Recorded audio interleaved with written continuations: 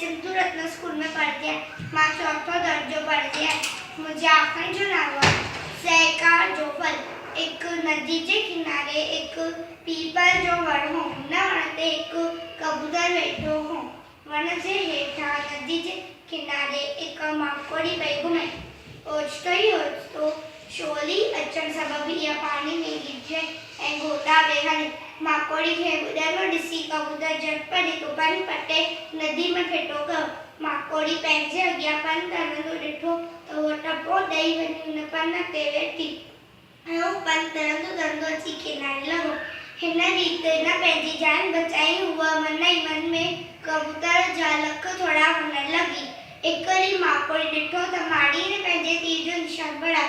माकोड़ी यकदम वञी माड़ीअ खे पेर में चक पातो त हिन जो तीर खिसकी वियो। कबूतर वण ते उॾामी वियो। हिन नमूने ओखीअ में सहकार करे हिननि हिक ॿिए जी जान बचाई। नसीहत असांखे बि हिन में नसीहत मिले थी त असांखे बि हिक ॿिए सां सहकार करणु खपे। महिरबानी। जय हिंद, जय सिंध।